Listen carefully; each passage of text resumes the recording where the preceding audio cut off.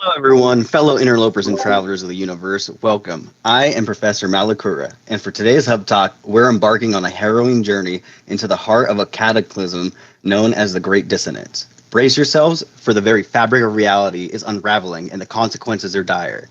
While my observations across the galaxy have led me to believe that this great dissonance has been infecting our universe for some time now, it's truly evolved to a scale, and in these recent developments, I believe a sinister origin is behind this. Dissonance means the lack of harmony amongst musical notes. While this may seem small or irrelevant in the grand scheme of things, I intend to prove that not only is it accurate, but also the largest threat to our simulation as we know it. Travelers, planets, sentinels, all seem to be vastly affected by this desynchronization. To understand the true origins of this great dissonance, we must first delve into the annals of history and the echoes of the past. As our previous speaker covered the Great Disconnect and the tragic destruction of Korvax Prime, this cataclysm not only altered the fate of the entire Korvax civilization, but may also be the primary cause behind this unraveling of reality. Within the depths of fragmented reality lies the remnants of the simulation that caused the planet's sentience, the simulation of the Atlas. In its remnants, it's somehow been preserved in the nanite foam or the blood of disconnected Korvax. And these seem to serve as an echo of the past, a ghost in the shell, seeking to assert its will. This fragmented memory of the Atlas appears to have become corrupted by the Abyss, an enigmatic entity that seems to have control over the simulation just as much as the Atlas does. It is my speculation that the coding of this Abyss is writing over or corrupting the code of the Atlas, causing these crystallized deformations or glitches to protrude from sentinels and planet alike. The very laws of existence are beginning to bend, and worlds that were once thriving now wither under the weight of these unsynchronized chaos. Sentinels that once stood as enigmatic guardians or over-enforcing police now seem to be affected by this dissonance, and their programming is altered, corrupting them, causing them to perverse the Atlas's creation by eradicating any sentient life that they deem a threat, being Gek, Viking, anomalies, travelers, and Korvax. Corrupted sentinels have long haunted our travels in the far reaches of space. Though hostile corrupted sentinels are not new and they've always attacked travelers from time to time, they seem to have a more specific and organized goal, defending specific deposits of materials such as dissonant shards and crystallized mirrors. One account also reports of two entire sentinel fleets battling out one-on-one. These corrupted sentinels are primarily found in systems with dissonant planets. These planets defy the natural order, exhibiting these strange crystallized shards, which I believe to be glitches or tears of the realm of glass bleeding through to this reality. They seem to resonate with an energy that's beyond our comprehension, emitting an eerie glow that hints at a greater cosmic symphony. The dissonance also doesn't seem to just make sentinels hostile, but also seems to be making them gain a ability to question and break free of their programming. As some travelers may have encountered a sentinel named Laylaps, who they can adopt as a companion. Laylaps is said to be from the realm of glass, and it broke free from the Void Mother or this greater sentinel programming. It's also allowing these interceptor pilots that we've seen as this new update to break free or try to leave their ships, create a form, and they're found near crash sites of these crash interceptors. Now note that according to the No Man's Sky wiki, Colossal Korvax archives suggest that Atlantid and Void Mother were also names given to the Abyss before the destruction of Korvax Prime. The Abyss did not seem to encounter our simulation until about 3 years ago.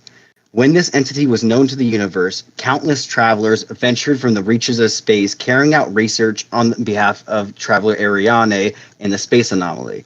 Ariane led the charge on investigating the Abyss, even venturing out of the space anomaly from time to time for various durations. However, it would seem that the entity that was Ariane never returned from his mission, and instead was replaced by a mysterious entity that mimics the appearance of Ariane.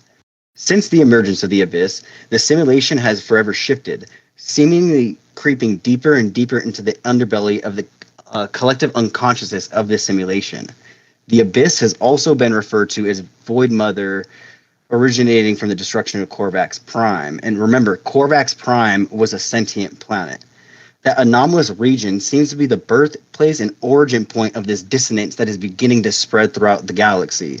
Aside from infected planets with the dissonance, another infection has also evolved and swept across the planets, creating or sweeping these alive, connected networks of spores and breeding and unearthing these ancient titan worms and causing a new emergence in the ecology of living ships and frigates. And a madness also seems to be taking control of pirates. As some travelers may encounter pirates that says that another being forces them to fight, though they don't want to.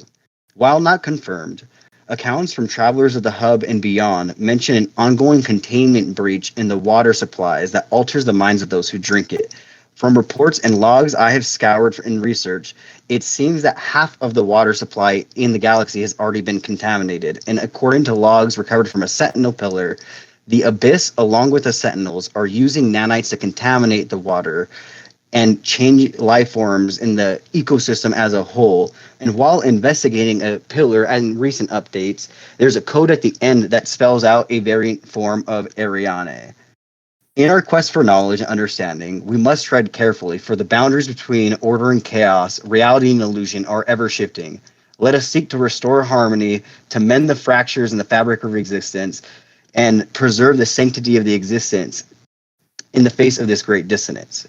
Travelers, interlopers, I have been Professor Malocura. This has been my Hub Talk on the Great Dissonance. Thank you all for coming. I hope you were all mystified and entertained, if not to a degree. Thank you and safe journeys.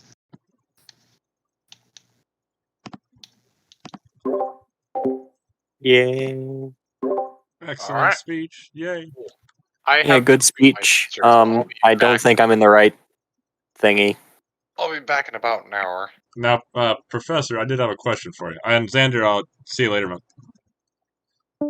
But I'll absolutely take any answers. So I had one question. Do you think all of that is related to the existence of the robotic antelopes, the Mechanoceros fauna? I'm not sure about that, but they do seem to have some correlation with how their shape is to the Atlantid head. I can't speak much for the Crimson head, but I do think that there is some correlation between them and at least the Atlantid, and why they're only found in more dissonant systems. They're not normally found in stars where different species occupy. They're found in red or blue stars with no space system. Okay, yeah, that makes sense. Yeah, I was kind of thinking they do have a similar appearance. It'll be interesting to see if there's any connection there. Well, I would love to see how they develop and if they're incorporated more into it. Or if more mechanical fauna arise if it's in the water. Yeah, very interesting. Well, Xander stepped out, so does anybody else have any questions for Professor here? Question. Italic here. Thank you for the speech. That was super interesting. I think I learned some things and was reminded of some things. Awesome. You said something about some sort of a life form coming out of the interceptor ships, and they could be found near the crash sites of the Sentinel interceptors or something. It was a brief comment. Did I catch that correctly? And if so, can you please explain what the Not hell really. that is? Yeah, absolutely. So I was kind of confused myself trying to research all of this. Some of the text describes it as a form, even though they don't. The pilots, the interceptors don't actually have pilots. Their cockpit was just renovated by travelers when they find and salvage and kind of refurbish them. But it seems like almost like their brain, and they form something. So there's a little pod that's ejected from it that seems to be the AI pilot and where it's housed. And that's the one that cries out when you feed it the altadenium or whatever. It gives you that binary code. The autophage. Mm-hmm. The autophage is what you're talking about. Autophage. Okay, yeah. Gotcha. Yeah. Okay. I was aware of what you were talking about, but I hadn't quite put it together in the way that you described it. I've seen autophage and Telemond. I've seen a lot, but I'm not exactly sure. Their correlation and the way their use overlaps kind of confuses me sometimes. So if I can provide a little bit of clarity, So the autophage is the name for the builder, and that's the two different heads that we just received, the two builder heads. And those are both like autophages that are reanimated with our being or whatever. At least I think that's the way that it's They're kind of using laid a body. out. Or we are, you know, we have the autophage parts to inhabit, I think, because we can put it on and take it on as our own identity now. But I think those exist kind of separately as like builders. At least that's how they were referred to at the end. Telemon is the voice of your exosuit. And it's what's telling you units received and storm coming and all of that stuff. It's like the voice in your head, kind of.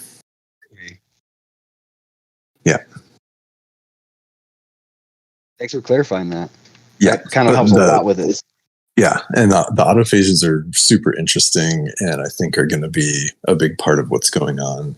There's some speculation, spoiler, if anybody wants to mute it or leave the room or whatever. There's some speculation that the builders, the autophages, are potentially rebuilding Korvax Prime. So where would they have come from Korvax Prime originally in its remnants, do you think? Or were they more of an ancient thing that was the builders behind the Sentinels to begin with? I mean, these are great questions. They could have, you know, maybe Korvax Prime didn't need to be built initially and was, you know, more of a, I don't know, the Sentinel ships mature, right? Like when you get the upgrade pods, upgrade modules, they just mature over time. So maybe Korvax Prime matured and didn't need a builder. And now that it's, you know, now that it's been destroyed, it actually needs to be rebuilt. So maybe the autophages are something new, or maybe it's something from, you know, back, at the beginning of Korvax Prime or something. Like, who knows? It's all very good, juicy lore. So thank you for, bringing up all this stuff and reminding me of some good stuff. Absolutely. I appreciate this. Yeah. Thank you, Professor, for showing up and giving that excellent talk. I will say I definitely personally got the impression that the autophages are sort of the ghosts of Korvax Prime, but I can't remember exactly what gave me that impression.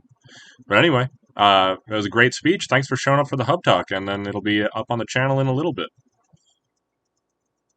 Awesome. Thanks for having me. I'm super excited. This is my first interaction with any Hub event. This is super awesome.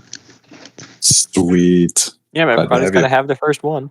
Yeah, hopefully we'll have a lot more and a good introduction to the Hub, I hope.